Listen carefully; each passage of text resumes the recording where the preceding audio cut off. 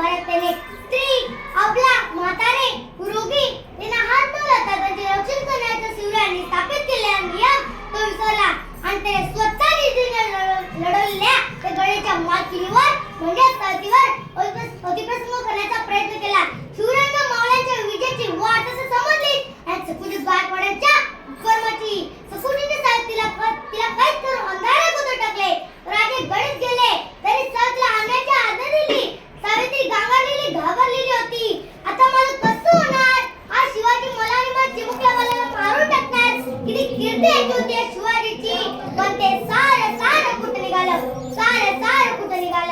जर याचा सेनापती एखाद्या कैद झालेल्या बाईवर अतिप्रसंग करू शकतो, तिला कैद करून अंधारात उतर टाकू शकतो, आता राजा आहे किती क्रूर असू शकतो.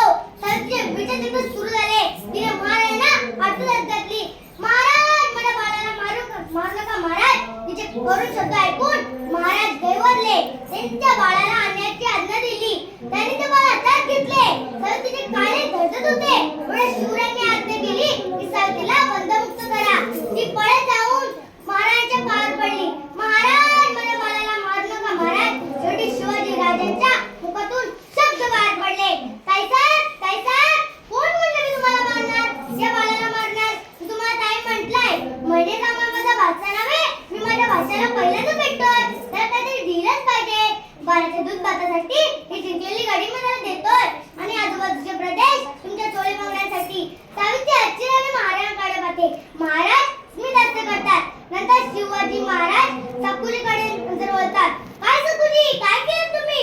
मुकली तुम्ही? सतीतून प्रजा मुकली व्हावी म्हणून आम्ही स्वराज्याचे तोंड उभारले आणि तुम्ही बहिणीवर अटकण्याचा प्रयत्न केला. या गुन्ह्याला शिक्षा व्हायलाच हवी. ज्या तारीख स्पर्श केला ते हात उकडून काढा. जी नजर बहिणीवर पडली ते डोळे उकडून काढा आणि त्याला पन्नाचा काळ कुठे टाका. असा हा माझा राजा जिने आपल्या सदरांना प्रतिरोध केल्यावर त्याचे भरभरून कौतुक केले. पण त्याचा औक्षण गुन्हा समजतात त्याला शिक्षा फरमावण्याचा हा अभूतपूर्व प्रसंग होता.